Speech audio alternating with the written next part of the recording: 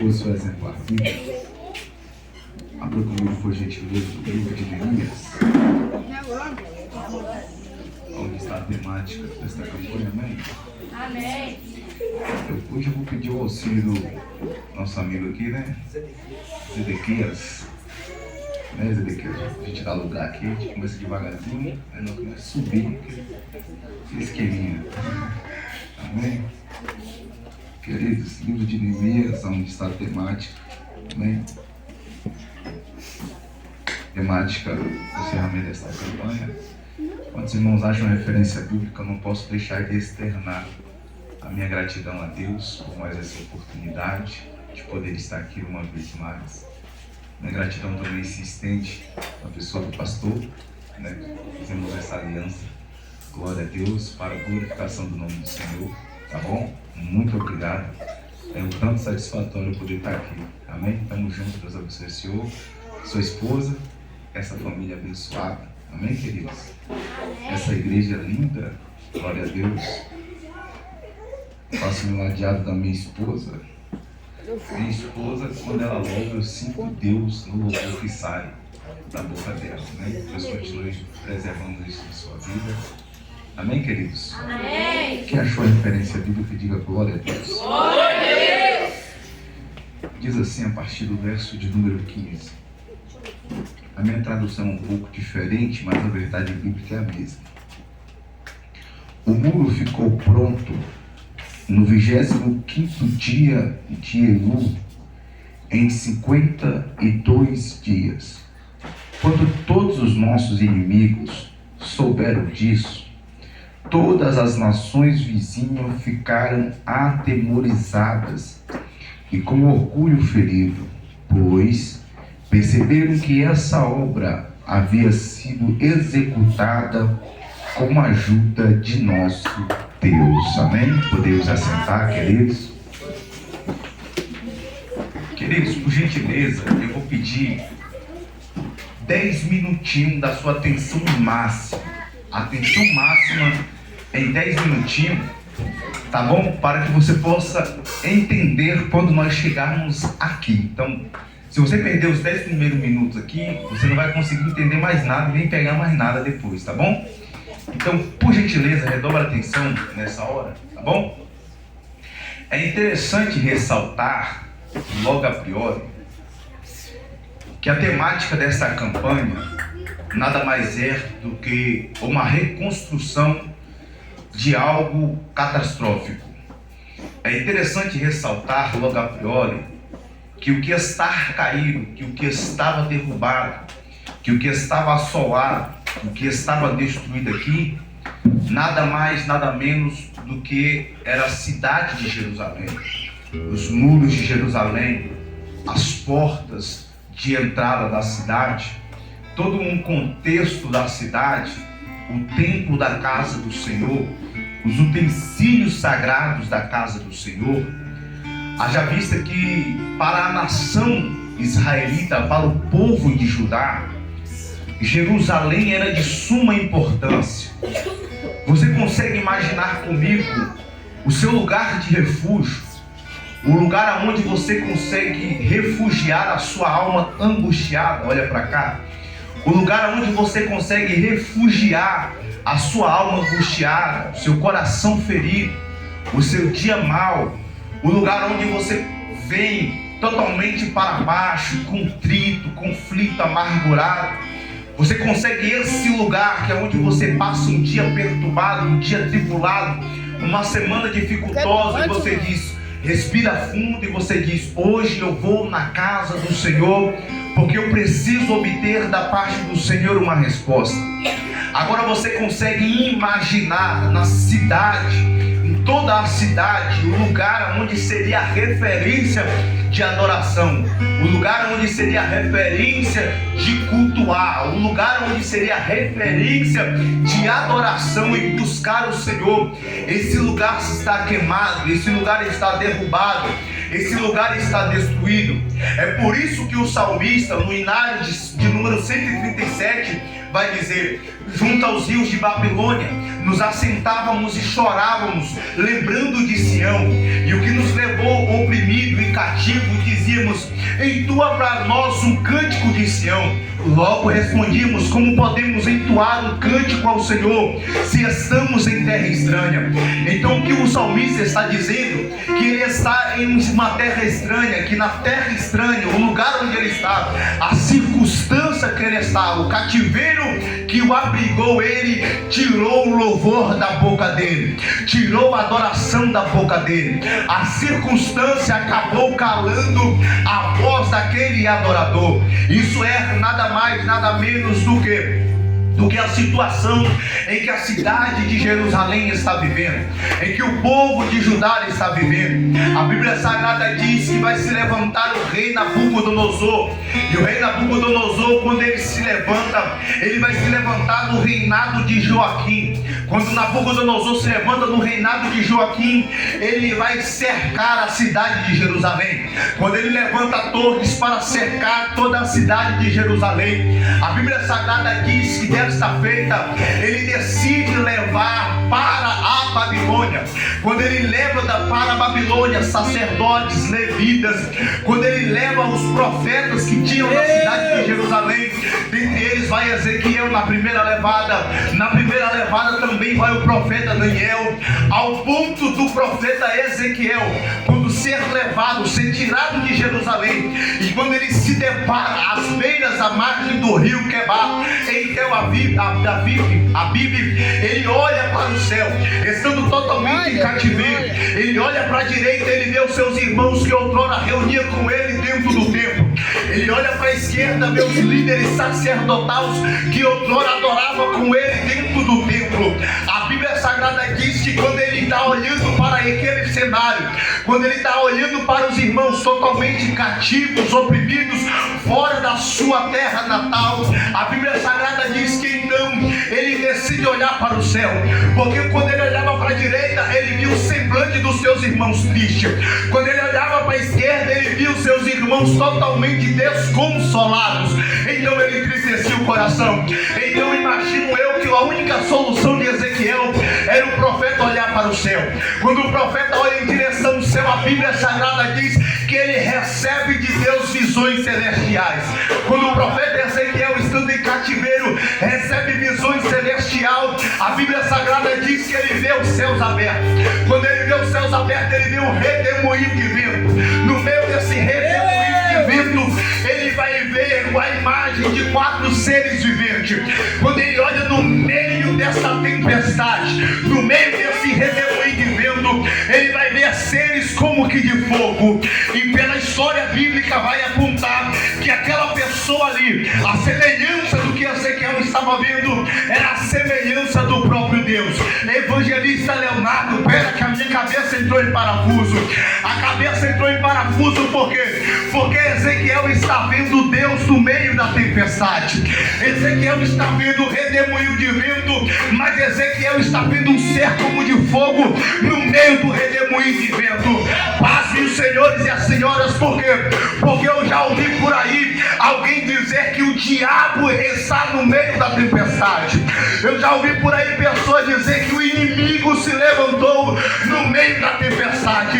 Mas Ezequiel está vendo Deus no meio da tempestade. Por que, Leonardo? Porque o que Ezequiel está vendo nada mais, nada menos seria do que todo o contexto que ele iria viver. E qual era o contexto que ele iria viver? Era um contexto de opressão, de cativeiro, de sofrimento, de solidão. Mas Ezequiel conseguiu entender que no meio do cativeiro, que no cenário contrário, que no cenário de sofrimento, ele entendeu: eu estou vendo o meu Deus no meio desse propósito. Ezequiel está entendendo que a causa, Ezequiel está entendendo que a razão, que a circunstância e o motivo daquele sofrimento só poderia ser vindo da parte de Deus. Ezequiel entendeu que se Deus estava no meio daquela tempestade, não era motivo para questionar, porque se Deus estava no meio daquela tempestade, Ezequiel entendeu que depois daquela tempestade tempestade, que depois daquela luta ia haver uma sobrevivência. O hino da vitória iria cantar. Eles iriam retornar para a cidade de Jerusalém. Deus iria devolver o louvor e adoração para o teu povo. Olha para cá, por gentileza. Salmo de número 126, ele diz: quando o Senhor trouxe de volta os que estavam cativos em Babilônia, então era como quem sonhava. A nossa boca se encheu de sorriso, e aquele que saiu semeando com lágrimas vai colher com alegria. Por gentileza, levanta as suas mãos, porque o amor é pouco para receber. O interessante é que para levar, quem leva é o inimigo, quem tira o louvor da boca é o inimigo, mas quem restaura é o Senhor, quem traz de volta é Deus, quem devolve o louvor é Deus, quem faz a conversão.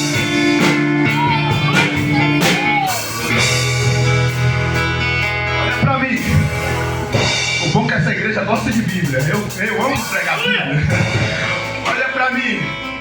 Ezequiel é levado, Ezequiel entende o propósito. Na mesma levada que Ezequiel é levado para o cativeiro, Daniel é levado para o cativeiro. A diferença do profeta Ezequiel para Daniel é que Ezequiel está vivendo no meio da população. De contrapartida, Daniel está vivendo no palácio do rei, na casa do rei Nabucodonosor. A Bíblia Sagrada diz que Daniel está no palácio. Daniel não se contamina com as coisas da Babilônia. Daniel não se deixa contaminar com as coisas de Babilônia, até o ponto de Daniel dobrar os joelhos, abrir a janela do seu quarto e começar a orar a Deus, interceder a Deus. Por quê? Porque Ezequiel não achou dificuldade, mesmo estando num cenário não favorável, para poder ele orar. Ele olhou e falou assim: a terra é de Babilônia, a casa é a casa do rei Nabucodonosor, é totalmente contrária à casa e à cidade de Jerusalém, mas já que eu estou nesse lugar, todavia eu não vou deixar que esse lugar tire o meu propósito de oração. Eu vou continuar orando, vou continuar buscando. Leonardo, para de graça que está muito superficial. Eu vou te provar na Bíblia. A Bíblia Sagrada diz que a mãe de Timóteo era casada com um grego. O pai de Timóteo era grego, e pelo costume da época era o pai que dava nome para os filhos. E o pai de Timóteo, a Bíblia diz que a mãe de Timóteo era uma judia convertida ao judaísmo, era uma serva do Senhor. É por isso que Paulo diz: olha, Timóteo, eu estou orando para que você permaneça a fé, a mesma fé que houve na sua mãe, Lorde, na sua avó Eunice. A Bíblia Sagrada diz que então Timóteo nasce. Quando Timóteo nasce, o pai dele coloca esse nome Timóteo. Só que pelo contexto da época, o pai de Timóteo era grego. Se era grego, servia ao panteão de deuses. Se era grego, servia ao panteão de deuses. Mas a mãe de Timóteo tinha fé. A mãe de Timóteo foi ensinada pela avó dele, que também tinha fé. Então, na casa onde Timóteo nasceu, o pai dele servia a deuses de D minúsculo. Só que a mãe de Timóteo servia ao Deus de Israel. Só que olha para mim, por gentileza. Só que a mãe de Timóteo e Timóteo não ligou com a circunstância. Se o meu pai adora os deuses e se minha mãe adora a Deus, eu não vou seguir o caminho errado, eu vou seguir o caminho certo de adoração ao Deus eterno. Timóteo entendeu que o lugar não me impede de orar, que a geografia não me impede de buscar. Olha para mim, por favor. Nesse mesmo contexto aqui, a Bíblia diz que Jeremias então fica. Quando Jeremias fica na cidade, Jeremias fica com os mais pobres da cidade. Diz a Bíblia Sagrada no livro de Jeremias, capítulo de número 52, que Jeremias vai ter que ficar. Jeremias fica com os mais pobres que tinham sobrado, que o rei Nabucodonosor Nabucodonosor tinha levado para o cativeiro. Quando Jeremias começa a pregar para o rei Zedequias. Jeremias prega a palavra para o rei Zedequias. Quando Jeremias prega a palavra para o rei Zedequias, o rei Zedequias não quer escutar o que Jeremias está dizendo, ao ponto de Deus olhar para Jeremias e dizer: Jeremias, capítulo 18, desce na casa do oleiro. Jeremias desce na casa do oleiro. Jeremias vê o oleiro trabalhando sobre as rodas. O vaso que estava na mão do oleiro se quebrou na mão do oleiro. Quando o vaso se quebra na mão do oleiro, diz a Bíblia Sagrada que Deus fala com Jeremias: está vendo o vaso que se quebrou na mão do oleiro? Assim é a casa rebelde de Israel. Ela também se quebra mesmo estando no lugar da olaria, no lugar do conserto. A Bíblia Sagrada diz que não para por aí. No capítulo de número 19, a Bíblia diz que Deus fala com o profeta Jeremias: Jeremias mais uma vez se levanta, vai até a olaria, compra um vaso de barro. Jeremias se levanta, vai à olaria, tira o dinheiro do seu bolso, compra um vaso. Quando Jeremias compra o vaso, bonitinho, a Bíblia diz que Jeremias chega na porta do templo. Quando Jeremias chega na porta do templo, Jeremias começa a pregar para o rei. Quando Jeremias prega para o rei, Deus fala com Jeremias: Jeremias, você comprou um vaso, você gastou dinheiro com vaso, agora pega o vaso e quebra, Jeremias, na frente do rei. Jeremias pega o vaso, quebra o vaso na frente do rei. Quando Jeremias quebra o vaso na frente do rei, todo mundo se perturba, todo mundo bate cabeça na parede, e alguém está dizendo: qual é o propósito de Jeremias quebrar um vaso na frente de todos nós? A Bíblia Sagrada diz que então Jeremias abre a boca e diz: ó casa rebelde de Israel, assim como esse vaso quebrado, que não pode ser consertado, também não tem mais solução para você. Leonardo explica, eu já te explico.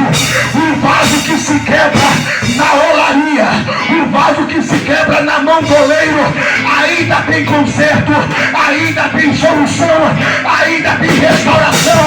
Mas quando o vaso é quebrado na mão do homem, por vontade própria, ele vai ficar com a cara rachada, vai ficar com a cara quebrada.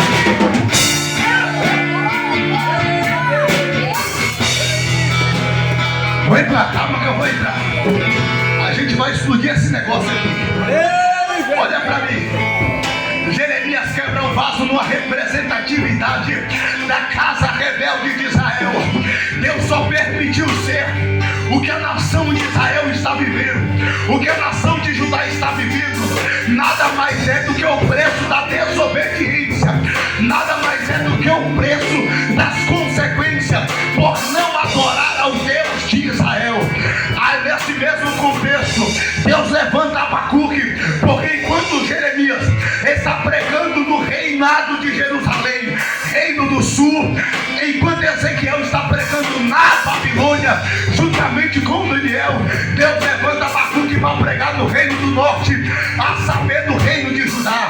Deus levanta o profeta Abacuque, e a Bíblia começa dizendo no livro de Abacuque: o peso que viu o profeta Abacuque.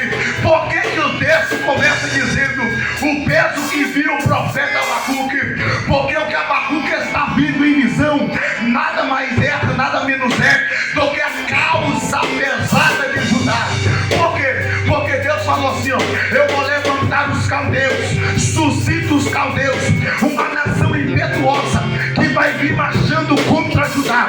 E o que é que essa nação vai fazer? Essa nação vai humilhar Judá, essa nação vai oprimir Judá. Jeremias questiona com Deus: mas Deus, como é que o Senhor permite o ímpio oprimir o justo? Deus, como é que o Senhor permite o ímpio vir com o óbvio para cima do justo? Então Abacuque começa a indagar a Deus. Mas o interessante é que o nome Abacuque significa aquele que abraça. Por quê? Porque Deus levantou Abacuque num propósito.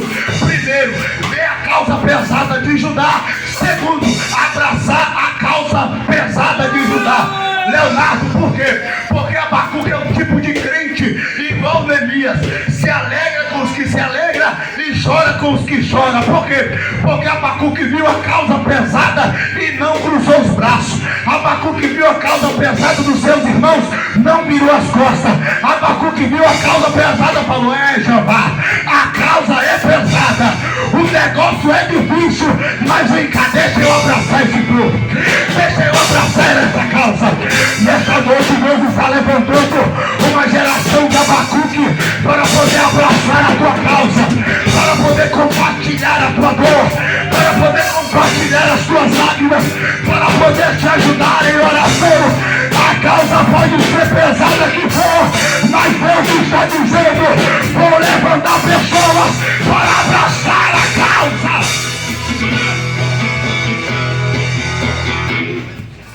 Abacuque abraça a causa. Deus fala: vou levantar a nação impetuosa, vou levantar a nação inimiga. A Bíblia Sagrada diz que então Abacuque olha para Deus e fala: Deus, o Senhor vai permitir que os ímpios oprimam o justo. Deus, você vai permitir que o justo sofra. Deus, você vai permitir que sofremos afronta. Abacuque, Deus responde para Abacuque: vou levantar os caldeus, vou suscitar os caldeus missionários, a ponto de Abacuque olhar para Deus e falar: já que o Senhor vai fazer, não tem como revogar. Já que não tem como revogar, só que tem um porém: aviva, Senhor, a tua obra no meio dos anos. No meio dos anos a notifica. Olha para mim, por gentileza. A palavra aviva, ela não significa avivamento. A palavra aviva no original hebraico, ela significa mantém-nos vivos. A palavra viva significa mantém-nos vivos. Por que, amado? Porque o que Abacuque quer não é avivamento de Pentecoste, de pular, de sapatear ou de chorar. O que Abacuque quer não é um avivamento de mistério. O que Abacuque quer é estar vivo quando a nação inimiga vier para poder destruir o povo, para oprimir o povo. Sabe por quê? Porque Abacuque entendeu que em causas pesadas, Abacuque entendeu que em causas de opressão, Abacuque entendeu que em dias de guerra é dias de não avivamento, mas é dias de aviva, de ficar vivo, de estar de pé, de permanecer. Olha pra mim, olha pra mim. O que Abacuque queria era permanecer de pé em meio à luta. O problema da minha geração é que quando a luta vem, ela não consegue avivar, ela não consegue permanecer de pé. Quando o vento sopra, ela não consegue permanecer de pé. Mas Abacuque entendeu: Senhor, o dia mal vai vir, mas quando o dia mal for vir, mantém-nos vivos, Senhor. Mantém-nos de pé, Senhor. Mantém-nos de pé. Nesse contexto, Abacuque está no reino de Judá. Estando Abacuque no reino de Judá, a cidade é destruída. De repente vai sair um sobrevivente. Esse sobrevivente, chamado Anani, ele sai em direção à cidade da Pérsia. Quando Anani chega à cidade da Pérsia, ele vai encontrar com seu irmão, a saber, Neemias. E aqui eu começo a pregar.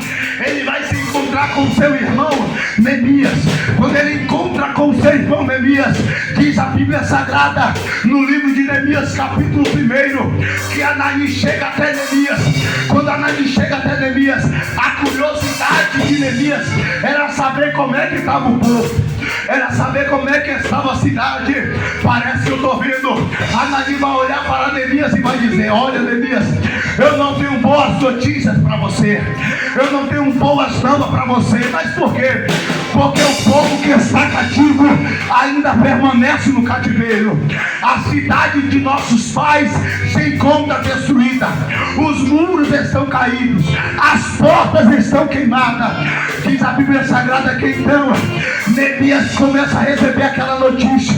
Quando Neemias recebe aquela notícia de tristeza, a Bíblia diz que Neemias se entristece, a Bíblia diz que Neemias chora, a Bíblia diz que os dias de Neemias não são mais os mesmos. Por quê? Porque a Bíblia diz que quando Neemias ele iria servir diante do rei, o seu semblante não era mais o mesmo. E olha para mim, por gentileza, na presença do rei não tem como você mascarar. Na presença do rei que te assiste todo dia, não tem como você fingir. Você pode manter um sorriso para mim, Leonardo, que sou carne. Você pode manter um sorriso para o seu pastor, mas diante da presença do rei, ele já viu como é que está o teu coração, ele já viu como é que está o teu interior. Neemias tentou esconder. Neemias falou: a notícia é ruim, os dias são maus, mas o interessante é que Neemias não fala a causa para o rei. Por quê? Porque quando Neemias chega diante do rei, o rei olha para Neemias e fala: Neemias, eu sei que os seus dias não são bons, eu sei que você não está bem, eu sei que você está mal, eu sei que você não está doente de remédio, eu sei que isso é dor na tua alma. Neemias, me diga o que é que você quer que eu faça para poder te ajudar. Levanta as suas mãos. Não, uma mão é pouca, levanta as duas. Pega na mão do ombro desse irmão que está do teu lado e fala para ele: o rei te viu. Fala para ele: o rei sabe como é que você está aí dentro. Fala para ele: o rei te conhece. Fala para ele: já que o rei sabe como é que ele sai dentro, fala para ele: pode deixar a lágrima descer, pode deixar a lágrima rolar. Porque se o rei está revelando que tem lágrimas para derramar, o rei também está dizendo que tem solução para o teu problema, que tem um lenço para enxugar as suas lágrimas. O rei está dizendo: eu vi, Neemias, que você não está bem, mas eu tenho a solução para os seus problemas.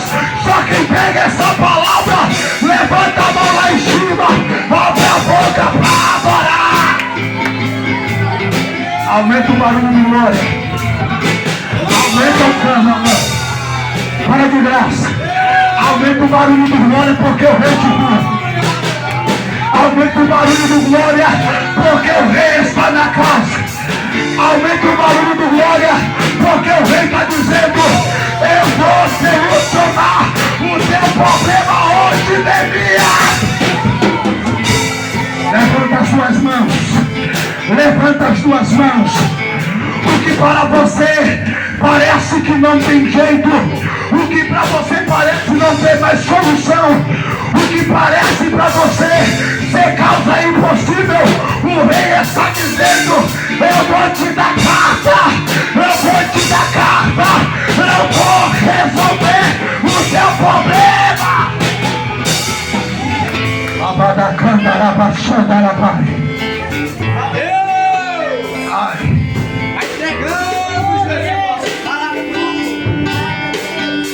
Olha para Neemias. Fala: Neemias, o seu semblante está triste. Neemias, o que é que você quer que eu faça, Neemias? A Bíblia diz que Neemias pede uma carta do rei. Olha que interessante, gente. Neemias pede uma carta do rei para quê?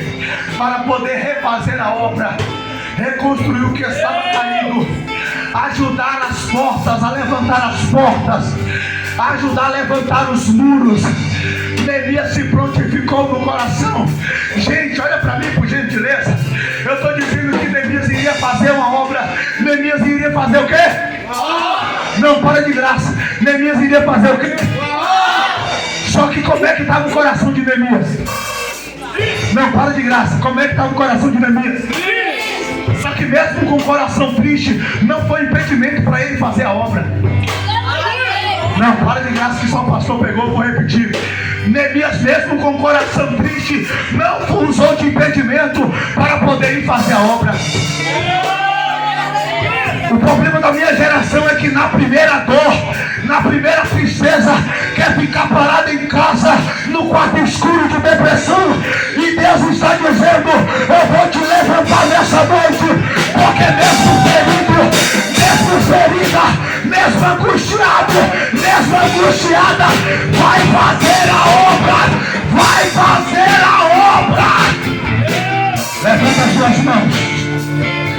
Eu vou falar até você pegar. Levanta as tuas mãos no terceiro andar, porque Deus está dizendo: nessa noite eu estou te dando capacidade para você continuar a fazer a obra, mesmo ferido, mesmo ferida, mesmo machucado, porque a obra é minha, a obra não é tua. Se a obra é minha, ela não pode falar. Não tem problema. Se você está machucado, se você está ferido, mas enquanto você faz a minha obra, eu trago a alegria para o teu coração. Só quem pega essa palavra, levanta a mão para adorar.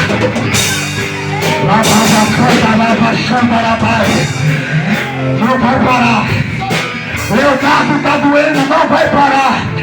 Leonardo não está fácil, não vai parar. A obra é de Deus, a obra não para.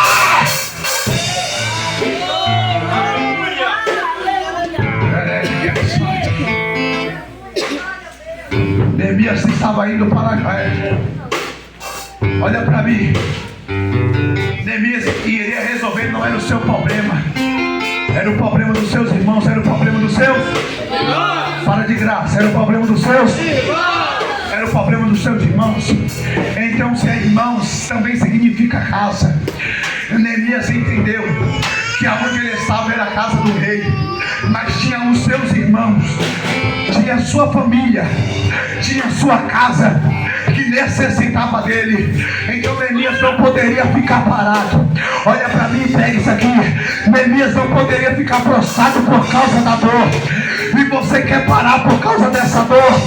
Tem os teus irmãos que precisam de você. A tua casa precisa de você. A tua família precisa de você.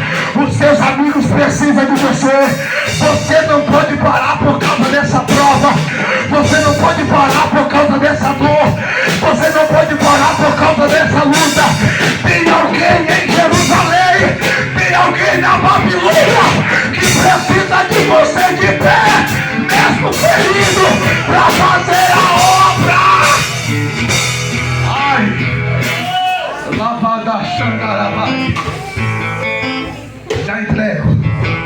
5 minutos eu entrego.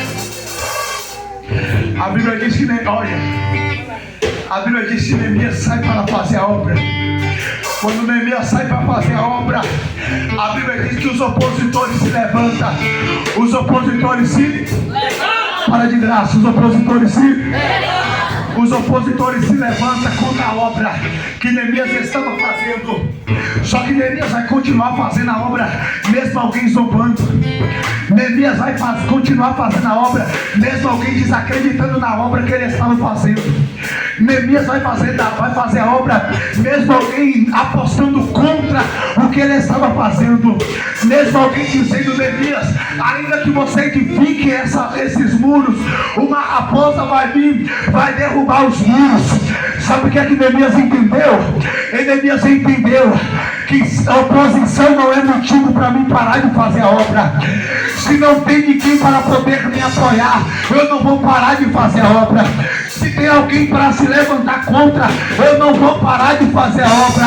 Nessa noite eu quero que você entenda que pode se levantar quem for, pode desacreditar da tua chamada, pode desacreditar do teu ministério, pode desacreditar da tua potência, pode zombar de você, pode desacreditar de você, mas continua fazendo a obra, porque o Deus que entregou a obra nas tuas mãos, Ele é fiel para poder concluir a obra da tua vida. Levanta a mão para adorar. Levanta a mão para adorar. Se coloca de pé.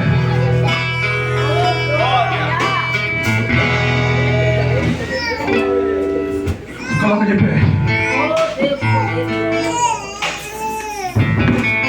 Aleluia! A minha esposa me acompanha. Ela sabe que eu sou prego debaixo de uma revelação de Deus. E eu quero dizer, qual é o nosso irmão? Nosso irmão Zedequias.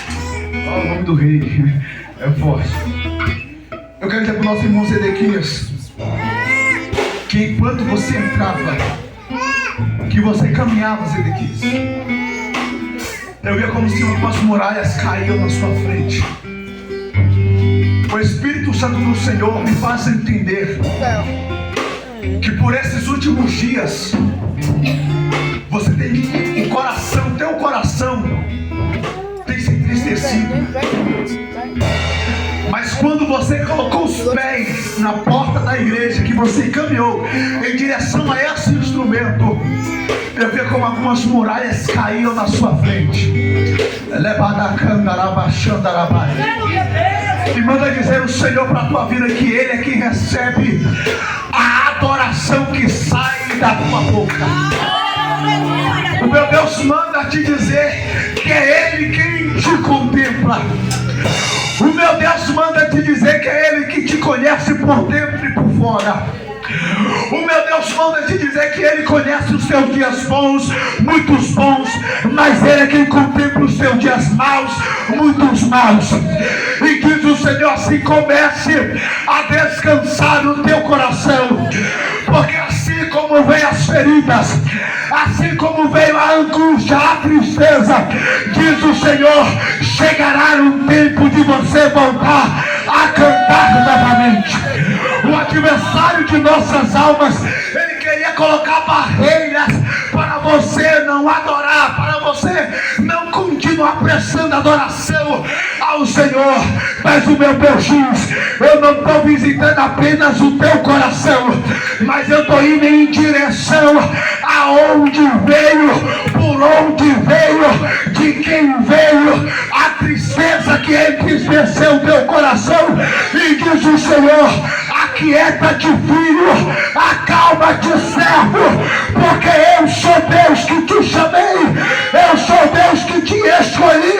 Eu estou preparando um cenário de vitória para você por esses dias, diz o Senhor. A igreja aplaude o Senhor porque Deus está neste lugar.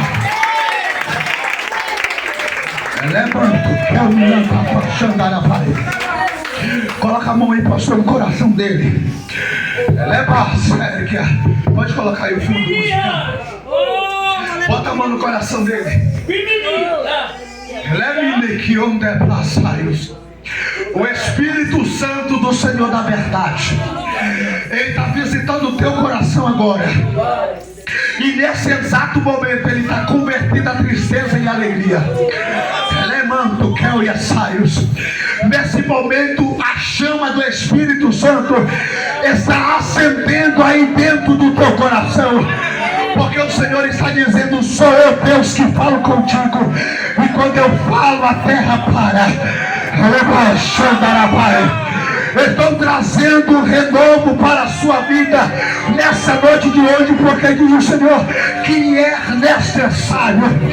O Senhor está visitando a tua vida do alto da cabeça à planta dos pés. Eu estou vendo revestimento da parte do Senhor. Eu estou vendo revestimento dentro. Eu estou vendo revestimento pro lado de fora. Eu estou vendo setas caindo no chão. Eu estou vendo dados caindo no chão. E Deus está dizendo: nessa peleja eu já pelejei por você, e o inimigo não prevalecerá, diz o meu Deus. Só quem pode aplaudir esse Deus.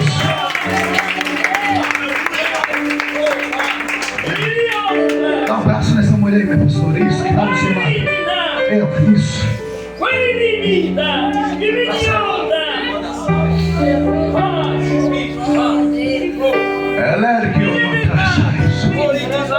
Diz Deus para a sua vida, mulher. Hoje eu estou quebrando o silêncio para falar contigo. Tu tem orado e tem clamado a Deus: Senhor, fala comigo. Meu Deus, fala comigo.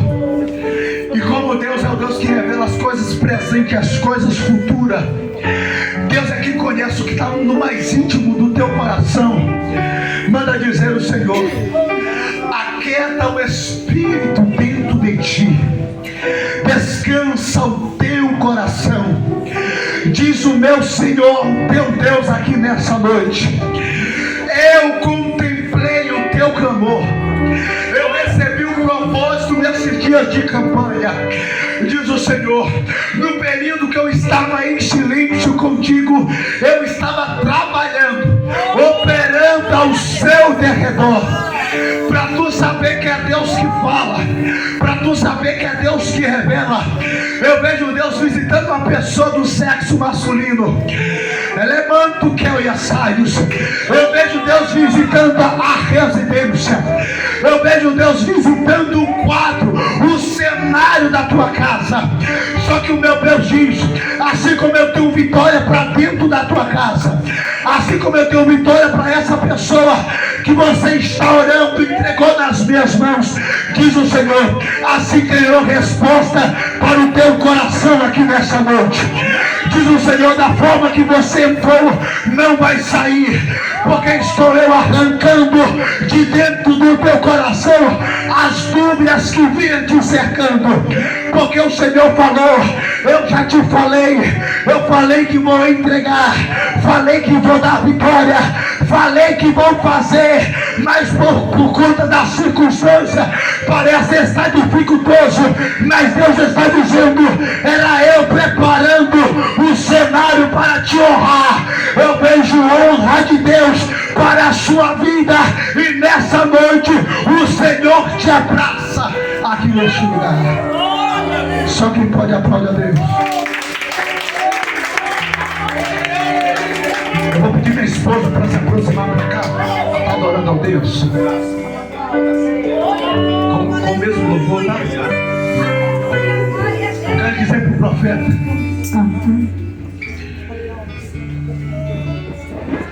o Senhor me mostrava um desejo no teu coração. Só que esse desejo no teu coração não é novidade. Esse desejo no teu coração não é nenhuma novidade, porque o teu coração anseia pela palavra do Senhor. Só que eu via como o adversário de nossas almas, ele estivesse colocando alguns impedimentos, para que no momento da meditação, para que no momento que você quisesse se aprofundar, ele tentasse colocar barreira.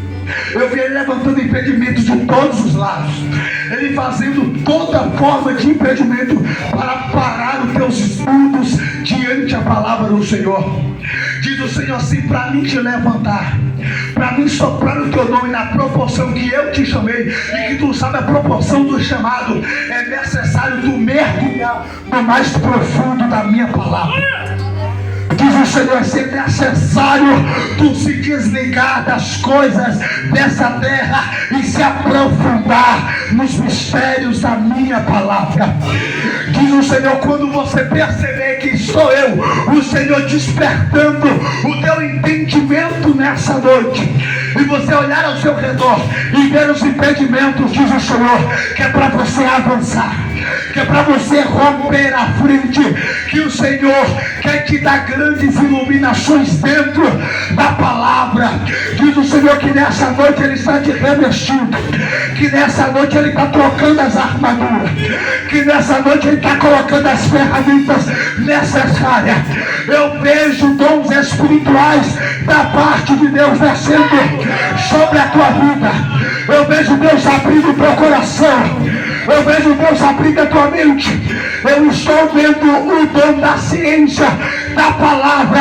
Alguém vai dizer, mas espera aí, não terminou uma faculdade, não terminou um curso, mas de onde que vem tanta sabedoria da palavra? Diz o Senhor, é o meu dom que eu estou descendo sobre a tua vida, a ciência da palavra. Diz o Senhor, você não me pediu, você não buscou. Diz Deus, estou desenrolando esse mistério da tua vida. Vai pregar e eu vou fazer, vai pregar e eu vou operar, vai pregar e as portas vão se abrir. Diz o Senhor, eu vou te apresentar nessa terra, diz o meu Deus. Pode soltar isso. Pega na mão desse crente. Segura isso. Enquanto a minha esposa logo você vai clamar. vejo Deus querendo entregar a vitória aqui, mas eu vejo uma grande batalha. Eu vejo Deus querendo entregar a vitória aqui, mas eu vejo uma grande peleja.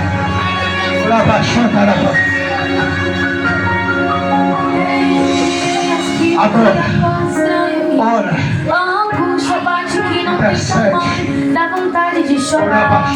Calma, insista, são dias pra lutar.